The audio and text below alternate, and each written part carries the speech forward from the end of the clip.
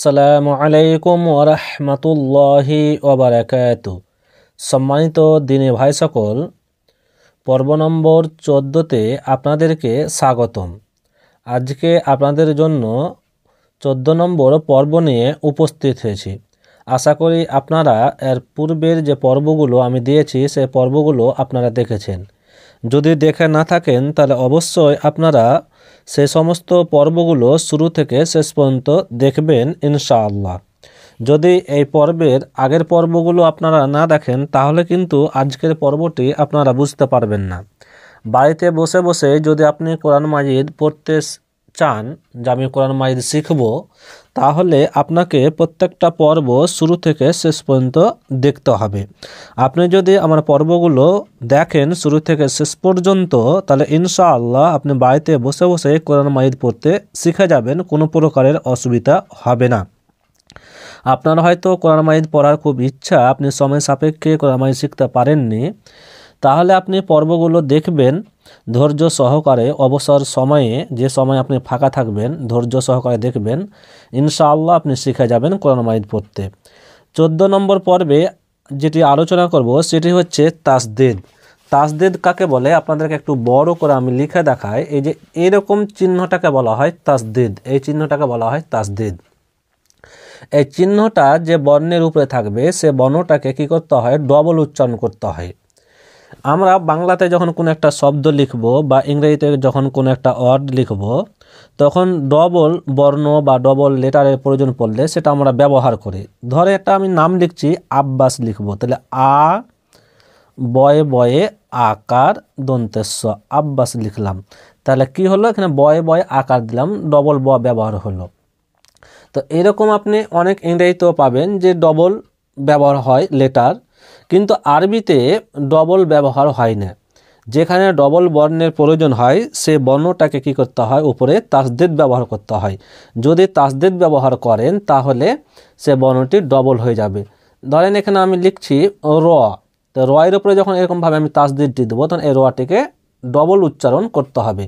এই র এর আগে যে অক্ষরটি থাকবে সেই অক্ষরের সাথে একবার এই রকে ধরতে হবে, একবার রকে নিজেই এখানে পড়তে হবে।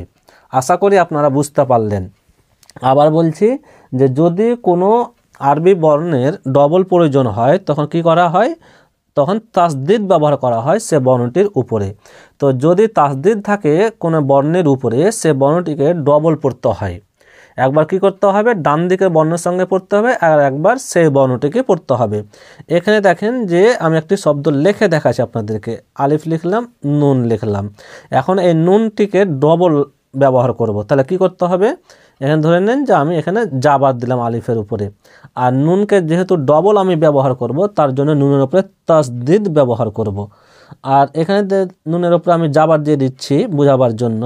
তো দেখেন এখানে নুনটির উপরে তাসদিদ দিয়েছে, ওই জন্য নুনটি কী হবে, ডবল হবে। কিভাবে এটিকে পড়তে হবে, হামজা নুন জাবার আন, নুন জাবার না, আন্না পড়তে হবে। তাই নুনটি কি হলো, ডবল হয়ে গেল। তাহলে এই চিহ্নটিকে বলা হয় কি, তাসদিদ। আপনারা এই চিহ্নটিকে ভালোভাবে চিনে রাখেন যে তাসদিদ কীরকম দেখতে হয়। এই যে দেখেন আমি পড়ছি শব্দগুলো, তাসদিদ যুক্ত শব্দগুলো। আপনারা ধৈর্য সহকারে ভিডিওটিকে শুরু থেকে শেষ পর্যন্ত আপনারা দেখার চেষ্টা করবেন ইনশাআল্লাহ। হামজা বা জাবার আব, এই যে বাকে ধরলাম কার সাথে, আলিফের সাথে ধরে নিলাম। কেন ধরলাম, যে বাইরের উপরে তাসদিদ রয়েছে। তাই তাসদিদ যুক্ত বর্ণটাকে কি করতে হবে, ডান দিকে যে বর্ণ থাকবে সে বর্ণের সাথে একবার ধরতে হবে, আর একবার তাকে শুধু পড়তে হবে। হামজা বা জাবার আব, বা জাবার বা, আব্বা আব্বা। হামজা বা জের ইব, বা জাবার বা, ইব্বা। বুঝতে পারছেন তো আপনারা যে বায়ের উপরে কি রয়েছে, তাসদিদ রয়েছে, ওই জন্য বাটিকে আমি ডবল পড়ছি। একবার ডান দিকে বর্ণের সঙ্গে পড়ছি, একবার তাকে নিজেই পড়ছি। হামজা বা জের ইব, বা জাবার বা, ইব্বা। হামজা বা পেশ উব, বা জাবার বা, উব্বা উব্বা। হামজা বা জাবার আব, বা জের বি, আব্বি আব্বি। হামজা বা জের ইব, বা জের বি, ইব্বি ইব্বি। হামজা বা পেশ উব, बाजेर बी उब्बी उब्बी।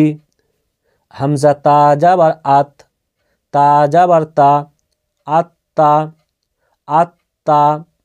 हमजा ताजेर इत ताजाबर ता इत्ता इत्ता। हमजा तापेश उत ताजाबर ता उत्ता उत्ता।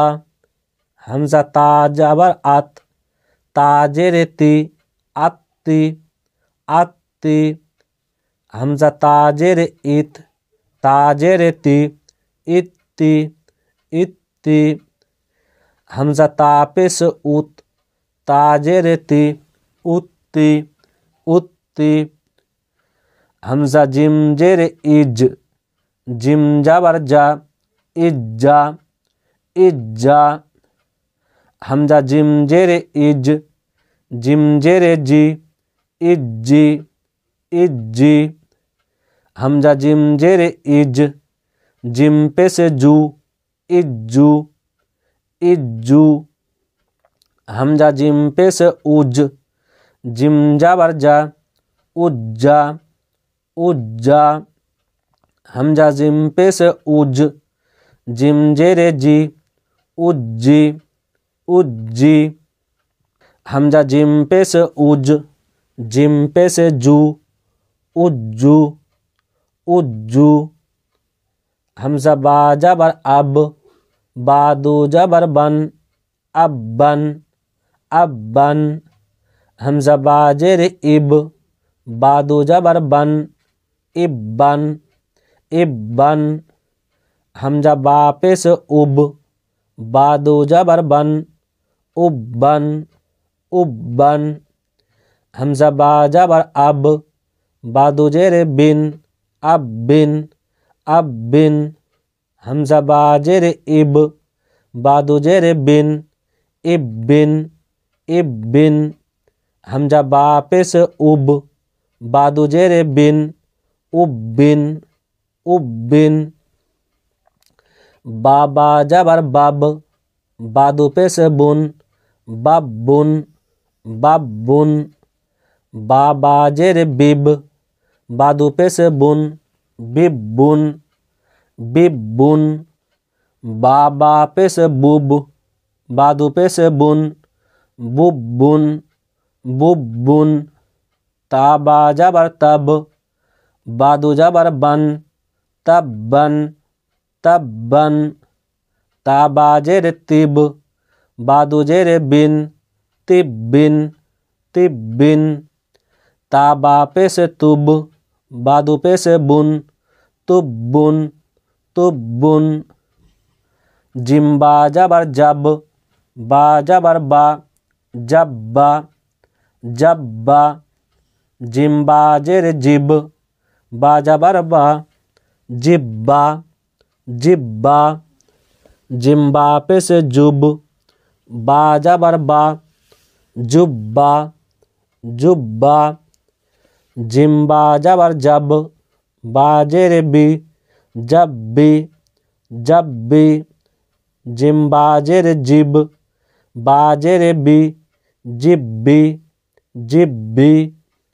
जिम्बा पेश जुब बा जेर बी जुब्बी जुब्बी।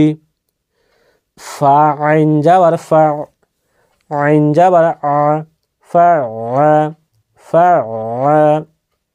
फा आइन जाबर फा आइन আলিফ जाबर ফা। এখানে টানতে হবে, আইনের সাথে আলিফ মাদ্দা যুক্ত রয়েছে। ফা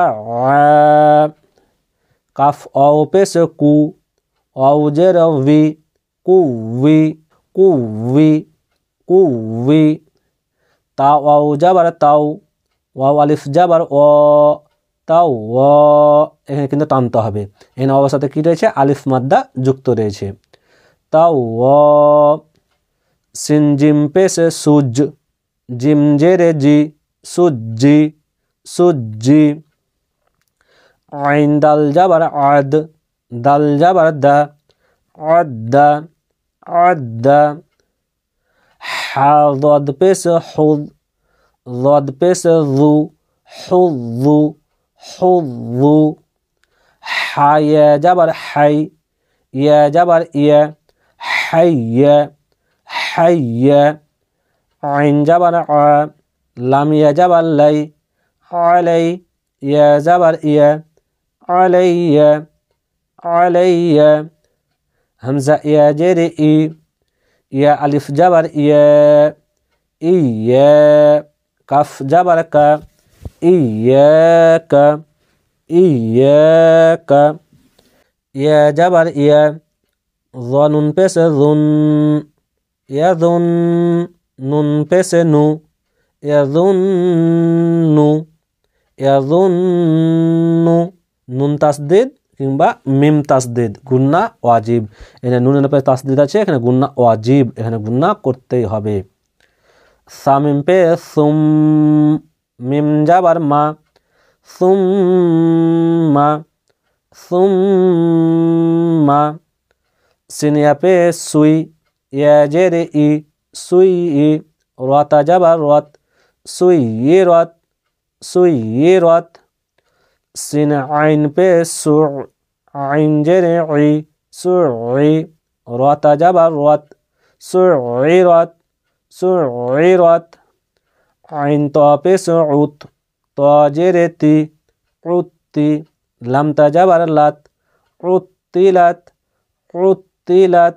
দিনে ভাই সকল, তাহলে আপনারা দেখলেন বানান সহ উচ্চারণ করে তাসদিদ। আশা করি আপনারা বিষয়টি বুঝতে পেরেছেন যে তাসদিদ কিভাবে পড়তে হবে।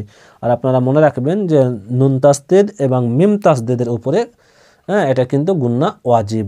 যদি মিমের উপরে কিংবা নুনের উপরে তাসদিদ থাকে তাহলে অবশ্যই গুন্না করতে হবে। দিনে ভাই সকল, তাহলে আপনারা ধৈর্য সহকারে প্রত্যেকটা পর্ব আপনারা দেখবেন। প্রত্যেকটা পর্ব যদি আপনারা ধৈর্য সহকারে শুরু থেকে শেষ পর্যন্ত দেখেন তাহলে ইনশাআল্লাহ বাড়িতে বসে কোরআন মাজিদ পড়তে শিখে যাবেন। দিনে ভাই সকল, আজকে এ পর্যন্তই। আবার পরবর্তী পর্বে আপনাদের সাথে দেখা হবে। আল্লাহ সুবহানাহু ওয়া তাআলা যেন আমাদেরকে সুস্থ রাখেন, ভালো রাখেন। আসসালামু আলাইকুম ওয়া রাহমাতুল্লাহি ওয়া বারাকাতুহু।